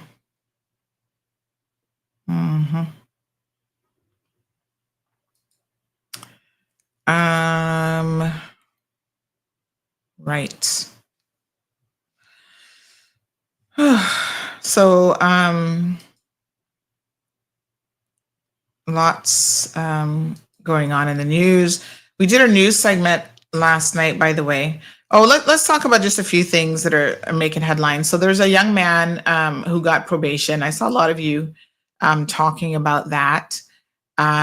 Court shows leniency to father who used ganja tea he claims for grieving.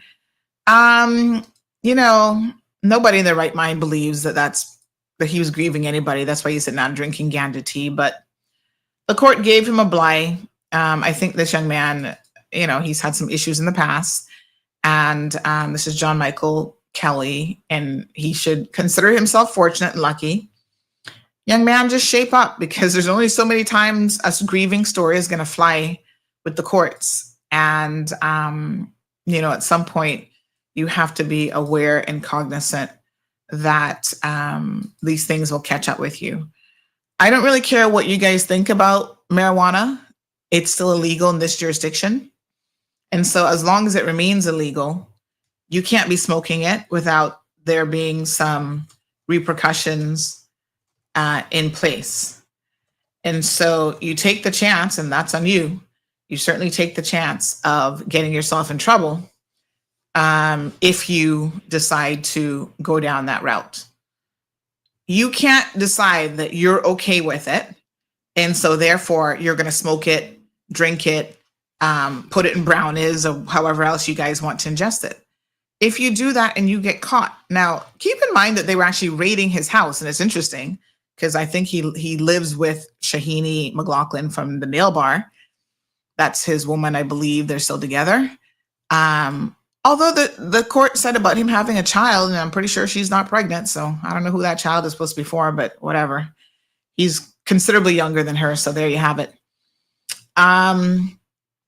So, at the end of the day, folks, you indulge in this behavior and you get caught, you're going to get yourself in trouble. Now, some of you don't seem to know how to read very well, because you're like, oh, yeah, they would have just fined an expat $1,000 and they lock up this young man. He got 12 months probation, which means that he's not locked up. He's free as a lark. He can continue doing whatever. Okay? He didn't get any jail time. He's on probation, which means that if he does mess up for the next 12 months, if he does anything else, then they can put him in jail. So he better, shape up. But yeah, he got off easy. By the way, why y'all going on and on about cannabis and legalizing it here in Cayman? Did anybody miss the fact that there was a vote in Florida around their election time on this? And despite it having public backing for Donald Trump, marijuana will remain.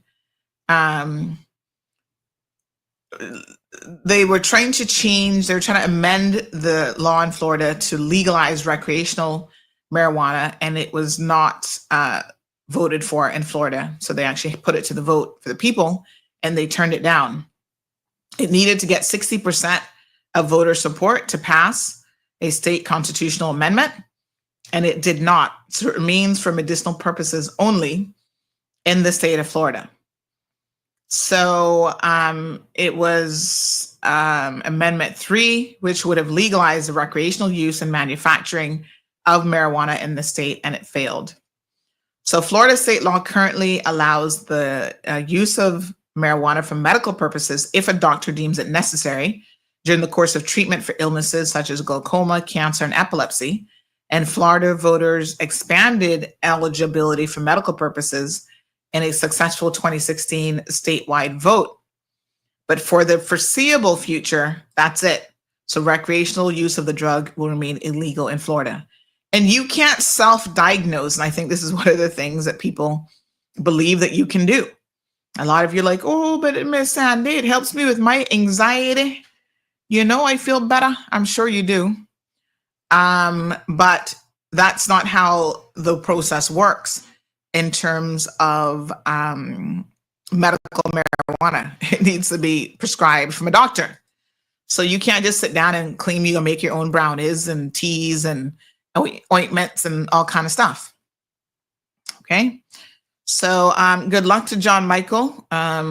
If he gets caught again with it now during that time, I hope he realizes that the court is not going to find favor with that argument a second time.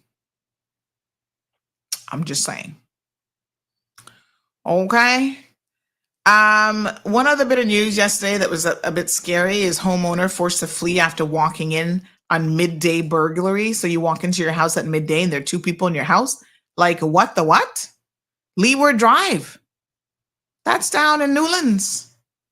My goodness, North Sound Estates, no less. 12:30 p.m. The homeowner returned to find the door open. Upon entering, he was immediately confronted by two masked men brandishing knives. The victim quickly retreated to his vehicle while being pursued by the armed suspects. Something sounds really fishy here with this story, I gotta tell you the truth. But my gosh, folks, get an alarm system. This is gonna sound, I'm not pushing anything for any alarm company. They can feel free to advertise if they'd like. But let me tell you something, get an alarm system installed in your homes. They're relatively inexpensive, gives you a peace of mind. Some of y'all spend that going out for 2 weekends drinking at the bar. When you leave your house, you can arm and disarm your system. You can arm and disarm it remotely from your phones and that sort of thing. So look into the options that you have that are available to you, because I can tell you what, it's crazy. When you think about the fact that you know, you come home and kaboom, somebody up in your house, honey child. Wow, that's next level crazy. I don't know, but think about security, and of course, have your cameras up. There's lots of camera options, storage in the cloud, and that sort of thing that are available to protect your homes and your businesses. The peace of mind that you get with it, I can assure you, is priceless. Okay. 2 people were found in a JetBlue aircraft wheel, unfortunately deceased. Most people don't survive that. They're stowaways at the Fort Lauderdale airport. It is believed that they were Jamaicans, but the Jamaican government said yesterday that they're not sure yet. So apparently the aircraft had flown from Jamaica to JFK before it was used for flight to Florida on Monday. And so JetBlue confirmed that an investigation was underway to determine how the individuals gained access to the aircraft and, in fact, who they were. And so they believed them to be Jamaican nationals, but that has not been confirmed. Were discovered deceased in the wheel well of the JetBlue aircraft after it landed at the Fort Lauderdale Hollywood International Airport on Monday. So they're just thinking that because of the flight route, the vessel was actually in Jamaica. What a mess. So they found the bodies during a routine post-flight maintenance inspection of Flight 1801. I tell you, the vast majority of people who do that, who try to stow away, they just don't make it. It's next to impossible to survive that kind of flight. Lots of you become unconscious from oxygen deprivation, extreme cold at cruising altitudes, and you might sometimes get blown away. At least they found the bodies. So at least they can figure out who the heck they were. All right. Tomorrow we'll talk more about the prison deputy director returning after a mysterious leave of some 6 years. We'll touch on that. The Cabinet Office issued a statement about something we said on the show yesterday. So let's address that on the show tomorrow as well. And those are some of the things that we have on the pipeline. So I am off this morning to go and get my consult from my executive medical. Remember I told you guys I did my executive medical on the weekend. So the results are in, honey chill. So they actually email me. I mean, I request it, and I think they'll do it for anyone really who wants it. They will email you your results. So I keep all of my medical results on file for myself. If I want a second opinion or if I want to do whatever, I have those readily available. I think this is a fantastic idea. And so I haven't really looked at my results yet, actually. Hold on. Let me see now. I think they sent it on Monday. So let me see. I do like to, oh, here we go. So they send me everything. So these are all my test results. So we have my lab work.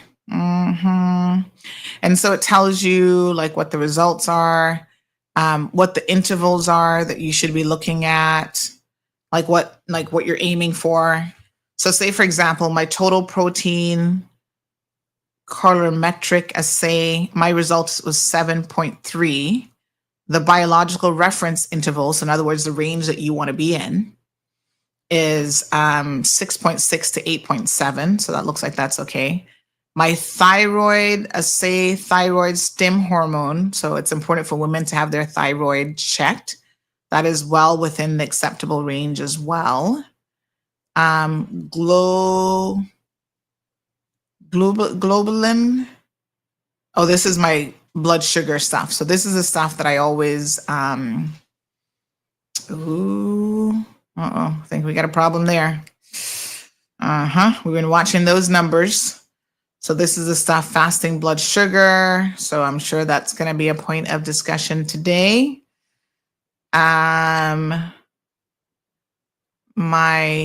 What the heck is this one? Assay trio something, some long word, honey chill. That was within range. So we have one here that's high, which I'm aware of. This is my uric acid. That one's a little bit elevated. And that's something that I'm aware of from before. Lipid panel, serum cholesterol. So my cholesterol is 182 and the range is 200, up to 200. So yeah, we're going to look at some of these numbers. Some are borderline. Where's my A1C?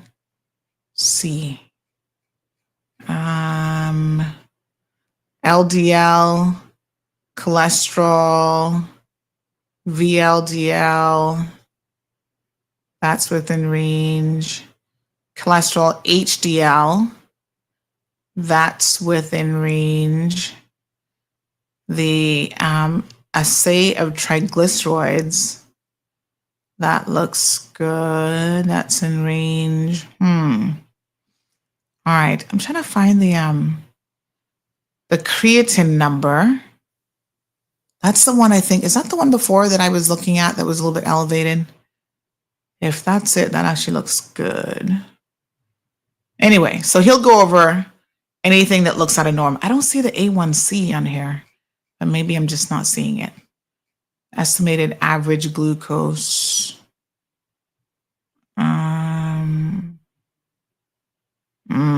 That's borderline, honey chill. We need to get that down. Oh, here it is. That's my A1C. Ay, caramba. No bueno. We can work on that, honey chill. Yeah, not happy with that. We got our treadmill test. That one's turned upside down, but I think ST levels. All right, so we're going to go through all this, but I think it says good effort tolerance, conclusion, normal heart rate, BP response, no angina, arrhythmias or whatever, no significant ST -T changes, impression, low probability of significant CAD. Normal stress tests, summary resting ECG was normal, functional capacity normal, HR response to exercise appropriate. Child, I didn't feel like it was appropriate. I felt like I was out of shape. Bad. But I know what I got to do. BP response to exercise normal, resting, BP appropriate. Response, chest pain, none. Arrhythmias, none. ST changes, none. Overall impression, normal. Stress tests. And then we did the echocardiogram. So that was a stress test. This one, impression, normal chamber dimensions, no regional wall motion abnormalities, normal systolic function, normal diastolic function, no PEH, normal RV function, no vegetation, infusion, or clot. So peace of mind, but we still got to do better, honey child, because that A1C number is a problem, and that's pre-diabetic we're talking about here. So we got to get on it, got to get moving. Left atrium, I mean, the report's amazing. They send you everything. Normal size, AP diameter, 30, right atrium, normal size, left ventricle, normal. So this is the one where they scan. They actually have you turn this way and that way, and they're scanning and looking at the actual heart wall and everything. So please, folks, we all have something that we need to work on. So I'm not the pillar of health. I'm not as bad as some people, that's for sure, but that's no consolation. I mean, you don't want to get worse. You're supposed to be aiming for better. But these tests will give you, so I did an ECG, echocardiogram. All of these things will give you indicators of how, they show you a little scan, how your heart thumping when you're on that treadmill. Did the mammogram. And again, this is something that I watch very, very carefully. Normal mammographic appearances of both breasts. Praise the Lord. Hallelujah. So they look at all sorts of stuff. Lymph nodes are seen with central fatty helium, largest measuring. They give you all this information. It's very, very detailed. And I do like to, because they get the results and then the specialist will review it even here. So Dr. Gupta has already signed off on this, and he's lead and senior consultant radiologist. And then if there's any issues, like last year, there was something that was observed, and then we did an ultrasound, and the specialist for that, now the breast surgeon, he looked at it and he said, nope, that's fine. And so every year, I do have breast cancer in my family. So every single year, I make sure that I do that test. Okay, so get your things done, folks. We got the CT calcium test, which is important for the heart. Again, that tells you, anything that's going on there. So it says the visualized lungs are clear, and no significant mass lesion is seen in the visualized mediastatum. So I've got a little bit of mild to moderate fatty infiltration of the liver. And that, folks, is caused by diet and exercise.